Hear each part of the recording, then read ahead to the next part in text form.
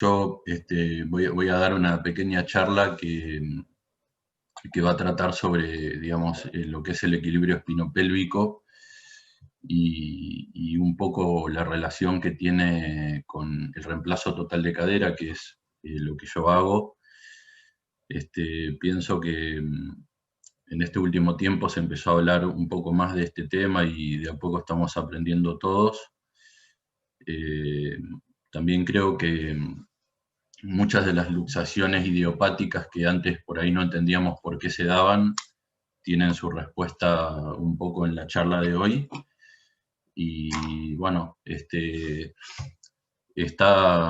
en este Zoom Fernando González, que es cirujano de columna, que seguramente va a ayudarnos a entender también un poco más lo que es la patología de columna y cómo eso interviene en la inestabilidad de un reemplazo de cadera. Así que vayan anotando las dudas que vayan surgiendo durante la charla y si quieren al final del webinar intentaremos responderlo.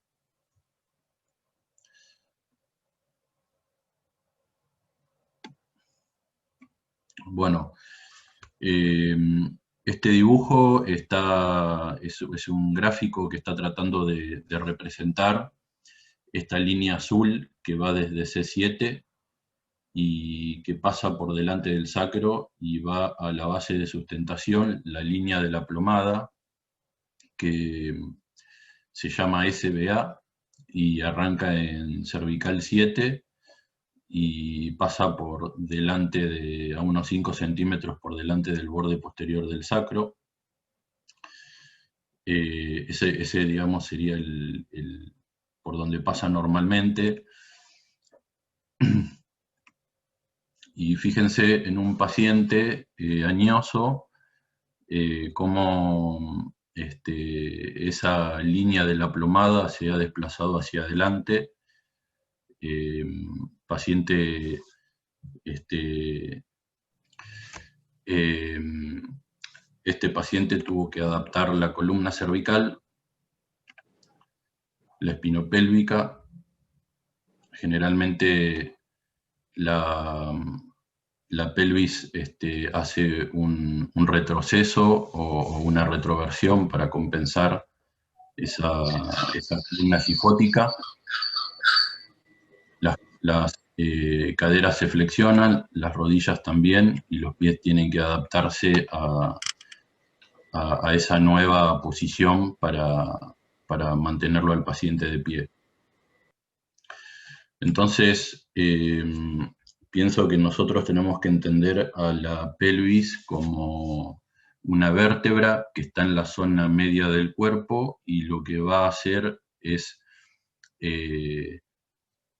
inclinarse hacia atrás o hacia adelante para intentar corregir alteraciones que sean suprapélvicas o infrapélvicas. Y eso es un poco lo que vamos a ir viendo a lo largo de la charla. Nosotros sabemos que la orientación del componente acetabular, en el año 78, Lewinep describió las zonas seguras, y cuando describió las zonas seguras hablaba de darle a ese acetábulo 40 grados de inclinación y más o menos 20-25 grados de anteversión, con las guías de colocación que usamos en el quirófano cuando estamos operando un paciente, por ejemplo, en decúbito lateral. Entonces, nosotros tenemos al paciente en decúbito lateral, orientamos nuestra guía con 45 grados de inclinación y 20-25 grados de anteversión. Acá podemos ver en esta vista lateral los 20-25 grados de anteversión. Y podemos decir que esto está mal, pero no está tan mal. ¿Por qué? Porque va a depender de qué tomemos como cero para la medición. ¿Y qué quiero decir con esto?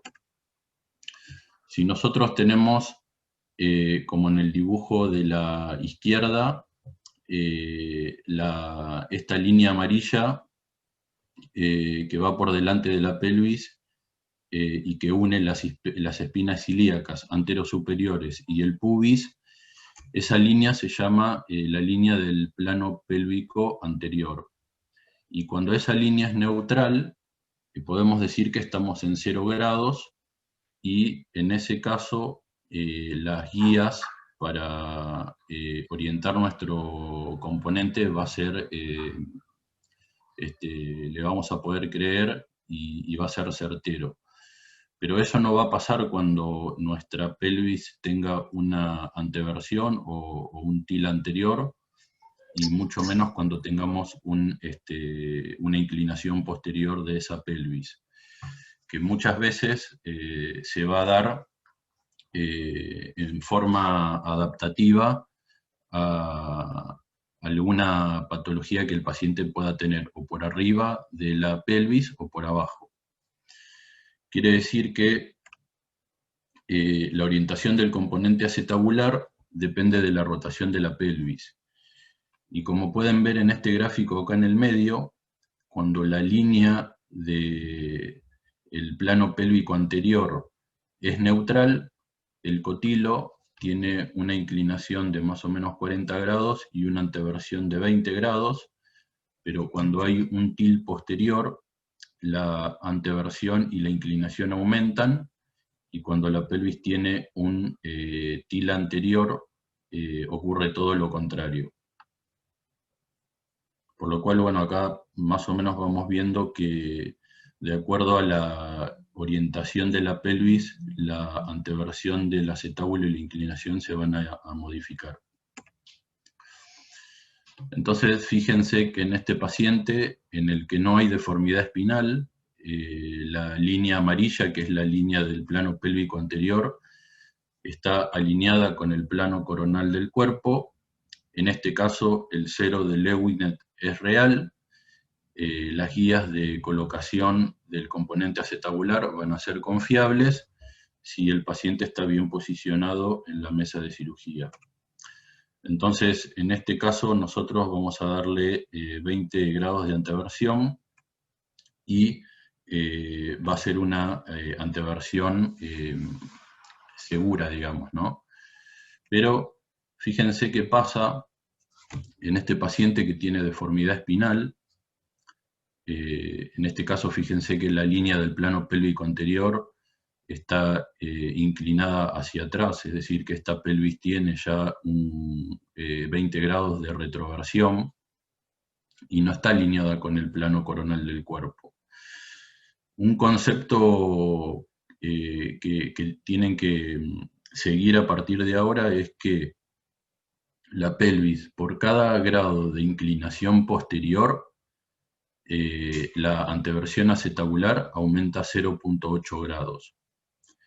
Entonces, fíjense, este paciente que ya tiene una inclinación posterior de la pelvis, si yo a eso lo multiplico por 0,8, ya de por sí este paciente, cuando yo lo posiciono en la mesa de cirugía, ya no arranco en 0 grados, sino que ya estoy arrancando de un punto de partida de 16 grados de anteversión. Si yo a este paciente, a su vez, le doy 25 grados de anteversión, porque no tengo en cuenta esta retroversión pélvica del paciente, voy a terminar con que este paciente va a tener 41 grados de anteversión, y esto va a ser peligroso por una eventual luxación. Así que bueno, esto es más o menos lo que uno tiene que ir mirando, y lo vamos a ir de a poco desglosando. Este fue el congreso de la Asociación Americana de Cadera y de Rodilla, del ACAS, del 2018. En este congreso se le dedicó prácticamente una sesión entera, o sea, un día completo, a lo que es la patología de columna y su relación con el reemplazo de cadera. Y algunas conclusiones que se pudieron ver en este congreso fue que, pero cuando existe esta patología, que es la deformidad pélvica, esa tasa de luxación puede elevarse hasta un 8 y un 18%, y prácticamente se iguala en las revisiones en pacientes que tienen, por ejemplo, problemas trocantéricos, o se iguala con lo que es la tasa de luxación de las megaprótesis, por lo cual no es un tema despreciable, ¿no? Me gustaría ahora compartir con ustedes algunas líneas o algunos datos que tenemos que tener en claro para poder entender un poco de qué estamos hablando. Así que, bueno, en el lado izquierdo de la pantalla lo que pueden ver es la incidencia pélvica. La incidencia pélvica es este ángulo que se forma de esta línea perpendicular que va a un punto medio de la línea sacra, que es esta línea roja que pasa por la placa sacra, bien digo, y de ahí va a la, a la línea, digamos, bicoxofemoral, ¿no? A un punto centro de las cabezas femorales. Ese ángulo, esta incidencia pélvica, es propio de cada pelvis, es propio de cada paciente, no cambia con los movimientos y mide más o menos aproximadamente entre 50 y 55 grados. Y estos otros ángulos que están del lado izquierdo, es cómo poder medir la lordosis lumbar, y generalmente para poder medir la lordosis lumbar se trazan dos líneas: esta línea roja inferior que va por el borde superior de la placa sacra terminal, y esta línea roja superior que va por el borde superior del cuerpo de L1. De esas dos líneas rojas se trazan las perpendiculares, que son estas líneas amarillas, y de ahí sale este ángulo, que es el ángulo de Cobb. Y esto nos ayuda a la incidencia pélvica, a relacionarla con esa curvatura que es la lordosis lumbar. Y hay una diferencia entre esos dos ángulos que cuando esa diferencia entre la incidencia pélvica y la lordosis lumbar que vemos ahí, entre esas dos curvaturas, están equilibradas, eso hace que la línea de la plomada pueda caer en la base de sustentación. Y decimos que la columna se encuentra alineada cuando esa diferencia entre la incidencia pélvica y la lordosis lumbar es más o menos 10 grados.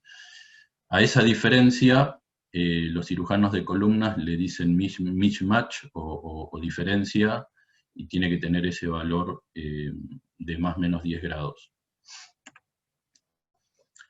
Si no está dentro de este rango, se dice que es un paciente que tiene una columna con una deformidad espinal plana. Entonces, ahí tenemos nuestra inclinación pélvica, y nuestra pelvis se va a inclinar hacia atrás o hacia adelante para poder compensar patología que haya por arriba o por debajo. ¿Y cómo podemos medir esta inclinación de la pelvis? Podemos medirla de dos maneras. Una manera de medir la inclinación de la pelvis es con el plano pélvico anterior, que es con esa línea amarilla que ya les había comentado inicialmente, que es esa línea que pasa por la superposición de las espinas ilíacas anterosuperiores y el pubis. En el caso de la izquierda, acá está neutral; en el caso del medio, acá tiene un til anterior o una retroversión anterior, y en este caso tiene una inclinación posterior. O sea que el primer objetivo, con el plano pélvico anterior, lo que vamos a poder identificar es si hay deformidad espinal o no.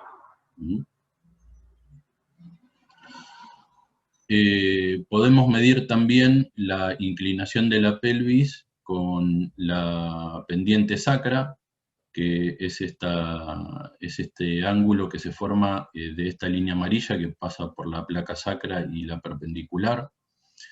Este ángulo con el paciente de pie mide entre 35 y 45 grados.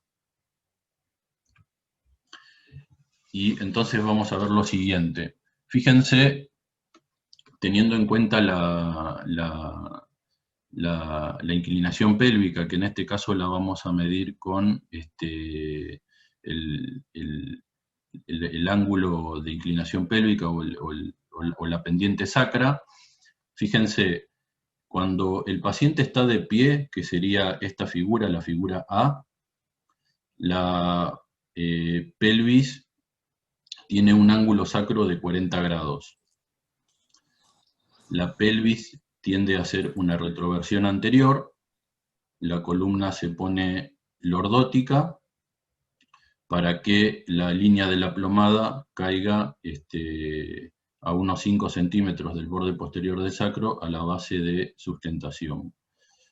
Cuando el paciente pasa de parado a sentado, la pelvis se pone retroversa y el ángulo de la pendiente sacra prácticamente se pone horizontal, y fíjese que en este caso mide 10 grados, y cuando la diferencia entre la pendiente sacra de parado a sentado es mayor a 10 grados, eso define a una columna flexible, o sea, es una columna móvil. En este caso, lo que sucede es que cuando el paciente se sienta, la pelvis hace una retroversión, la columna lumbar se aplana y la flexión, en este caso, de las caderas está compartida entre la pelvis y el fémur. Quiere decir que parte de la flexión la aporta la pelvis con su retroversión y las caderas con su flexión. Y eso es lo que define, como dije antes, una columna móvil. Es decir, que el ángulo de la pendiente sacra tiene una diferencia de más de 10 grados cuando el paciente pasa de parado a sentado, como es en este caso, que cuando el paciente está parado mide 40 y después pasa a 0. Fíjense cómo en este caso esta línea roja está mostrando cómo hay una flexión compartida cuando el paciente se sienta entre la pelvis, porque la pelvis se pone retroversa y las caderas se flexionan. Entonces, acordémonos que en una columna móvil, cuando el paciente se sienta, la pelvis se pone retroversa, y por cada grado de retroversión, la anteversión del acetábulo aumenta 0,8 grados. Fíjense en este caso, en este paciente que tiene una columna rígida, cuando pasa de parado a sentado, la pendiente sacra prácticamente no se modifica. En este caso, cuando el paciente se sienta, la pelvis al estar fija no hace esa retroversión fisiológica, y toda la flexión de la cadera la tiene que aportar el fémur. Entonces, en este caso, como el cotílogo no se pone más anteverso, hay mayor posibilidad de un impingement anterior y una luxación posterior. Eso es lo que puede generar una columna rígida. Vamos de nuevo, fíjense en este gráfico donde se ven las dos radiografías. De parado a sentado, prácticamente la pendiente sacra no se modifica, o sea, pasa de 35 a 30, es decir que cuando el paciente se sienta, la pelvis solamente aporta 5 grados de flexión, por lo cual toda la flexión de la cadera la tiene que aportar el fémur, y al no ponerse anteverso el acetábulo porque la retroversión no existe, hay mayor posibilidad de impeachment anterior y luxación posterior. Entonces, ¿qué es lo que tengo que hacer yo con este paciente? Bueno, si yo tengo un paciente con una columna rígida, lo que voy a hacer es darle más anteversión al cotilo para evitar este impeachment. Y otra cosa que puedo hacer es operarlo por un abordaje anterior, porque si sé que se va a luxar para atrás, puedo respetar toda la cápsula y los pelvis rotadores, que son los que me van a dar esa protección contra la luxación posterior. Sigo avanzando. Hay muchos trabajos publicados que hablan del tema. Yo elegí este porque este trabajo salió como parte de la discusión de ese congreso que se hizo en el ACAS en 2018, y lo que se intentó fue armar como una especie de plan de trabajo y transformar un problema medio complejo en más o menos fácil. Entonces, la idea a partir de ahora es que yo voy a desglosar un poco este artículo para que vean el algoritmo que ellos han creado para el diagnóstico y el tratamiento de esta patología.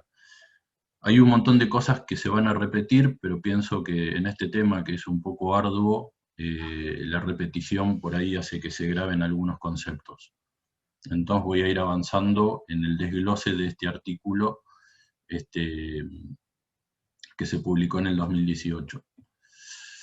Entonces, lo que propone el artículo es identificar al paciente que tiene una alineación espinal normal, es decir, en ese paciente que va a tener una diferencia entre la incidencia pélvica y la lordosis lumbar mayor a 10 grados, o cuando no lo está, es decir, que este paciente tiene una deformidad espinal.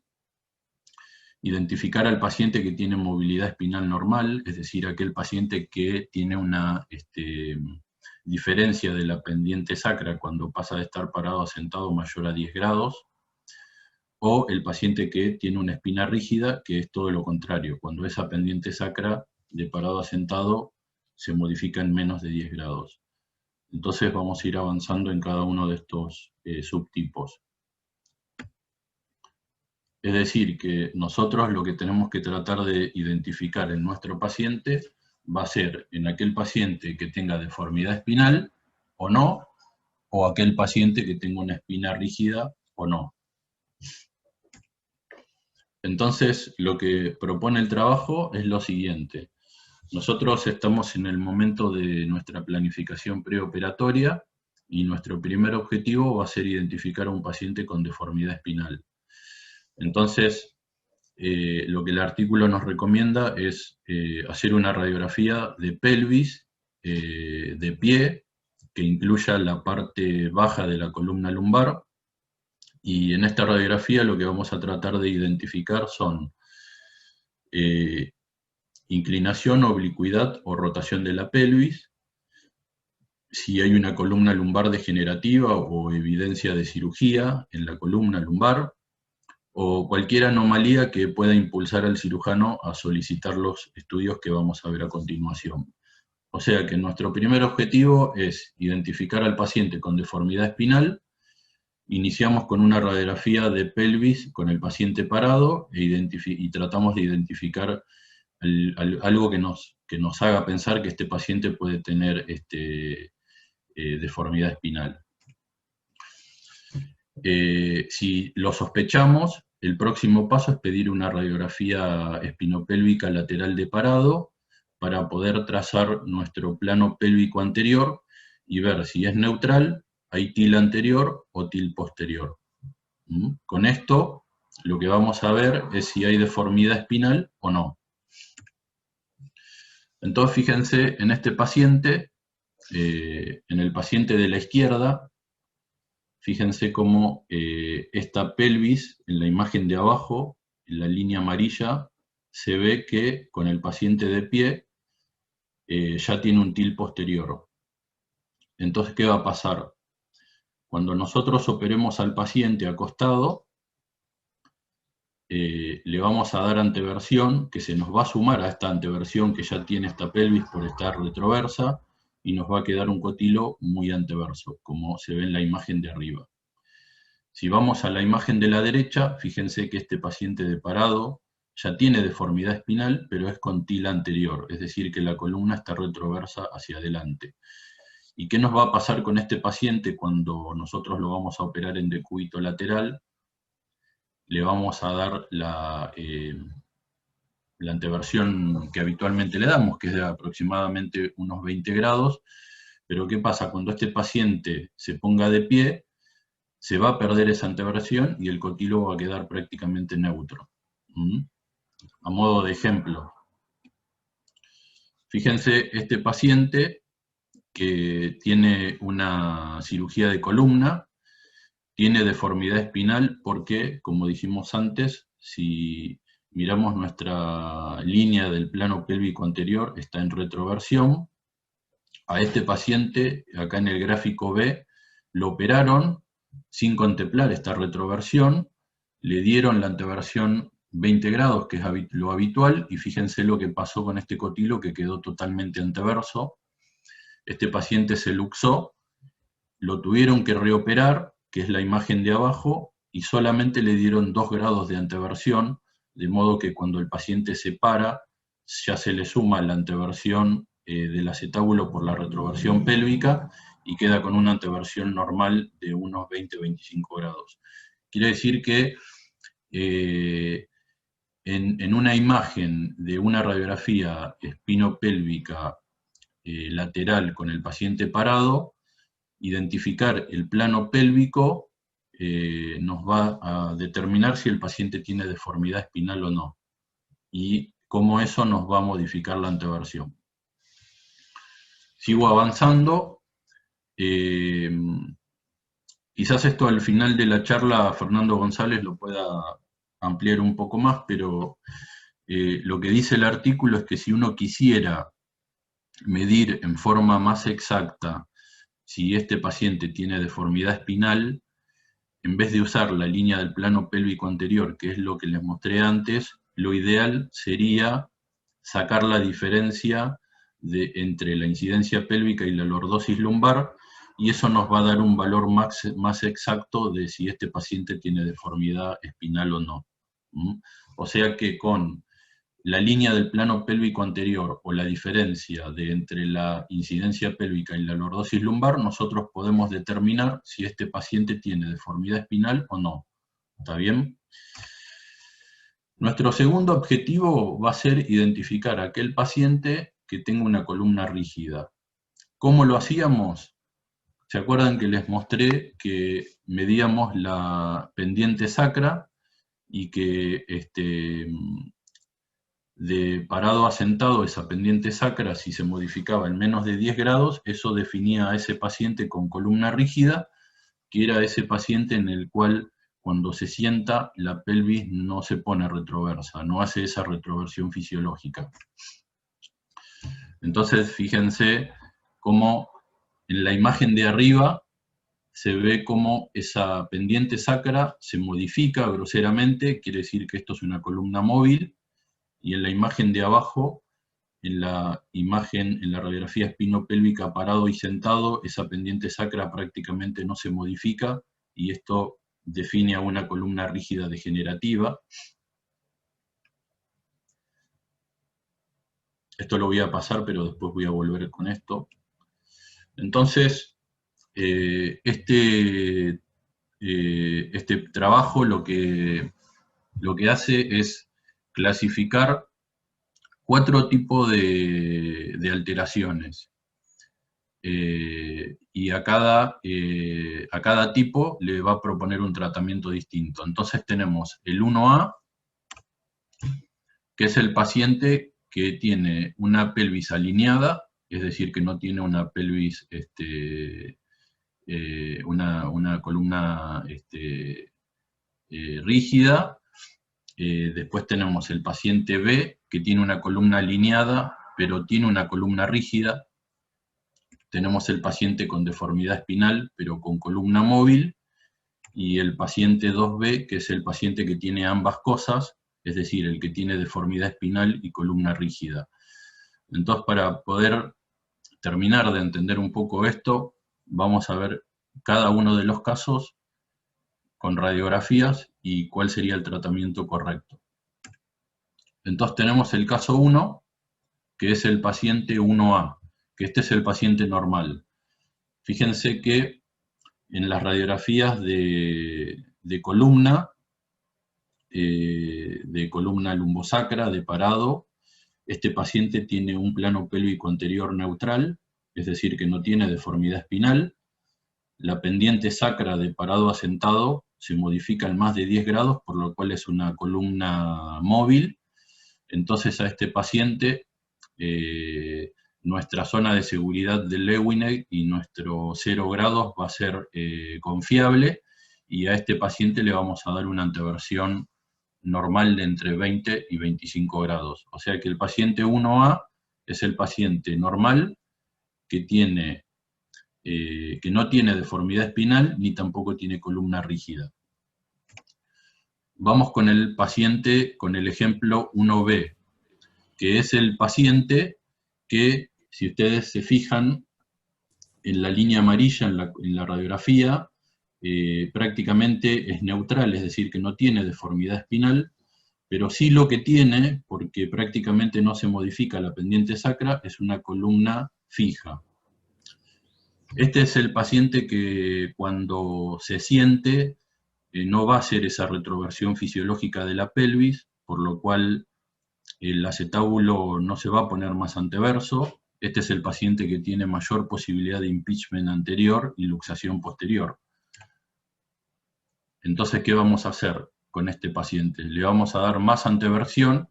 En vez de darle entre 20 y 25, le vamos a dar entre 30 y 35 grados para evitar esa luxación posterior, y probablemente intentemos hacerle un abordaje anterior para proteger las estructuras posteriores.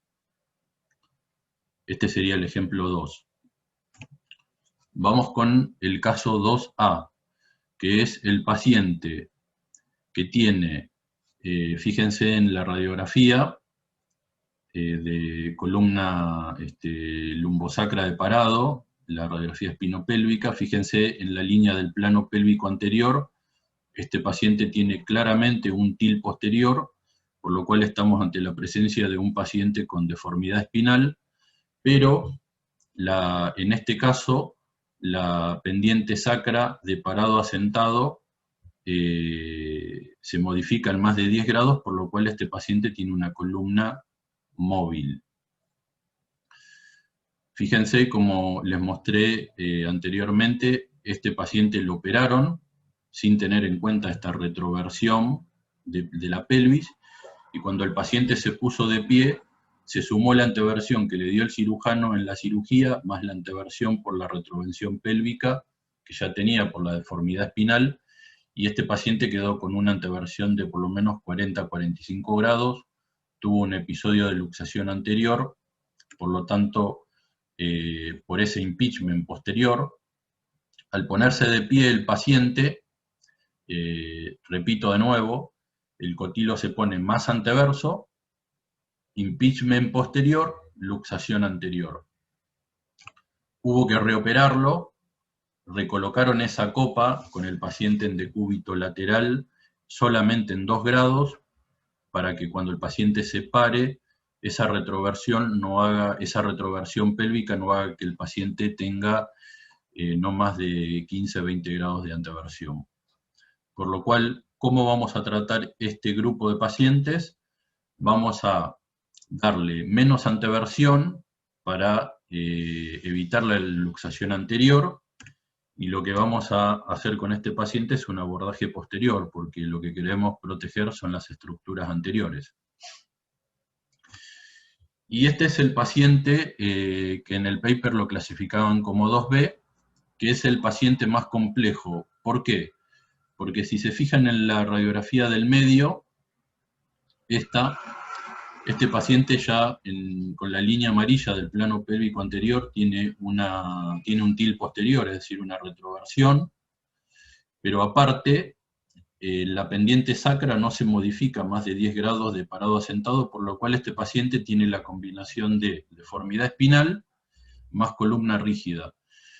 Es el paciente más complejo en el sentido de que es difícil calcular cuál va a ser la anteversión exacta y segura en el que cuando el paciente pase de estar acostado a parado o sentado a parado, esa cadera no se luxe.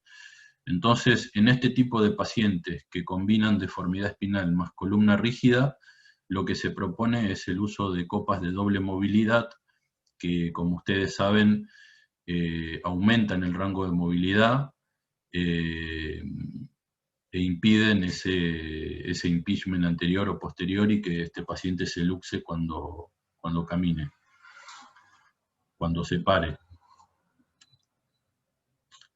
Y esto es un poco lo que les decía recién, cada vez hay más, si ustedes buscan en PubMed o en Medline y ponen como palabras claves rigidez espinal o luxación de cadera, hay muchísimos trabajos que proponen el uso de copas de doble movilidad para evitar la luxación en este tipo de pacientes. Quizás sobre todo en el último caso que les mostré, que son aquellos pacientes que combinan deformidad espinal más columna rígida. Y hay países que operan con cirugía navegada y ellos pueden en forma precisa determinar qué grado de anteversión quieren definir en la cirugía, porque ustedes saben que con el orientador que nosotros colocamos la copa podemos tener una idea aproximada de si estamos en 20, 30 o 40 grados, pero nunca vamos a poder tener una información, digamos, de 5 grados o menos en cuanto al margen de error. Hay países que pueden usar navegación y eso sería algo muy bueno, pero también lo que plantea este artículo es que cuán hábiles somos los cirujanos y qué margen de error podemos tener en cuanto a la anteversión o retroversión, y por eso proponen el uso de copas de doble movilidad en todos los grados de los pacientes que le comenté antes. Esto es un centro en Alemania en donde pueden usar cirugía navegada y de esa manera poder tener una estimación exacta de cuánta anteversión estamos dando. Y esto la verdad que es algo muy bueno porque uno en el quirófano ya sale tranquilo y seguro de que eso no se va a luxar.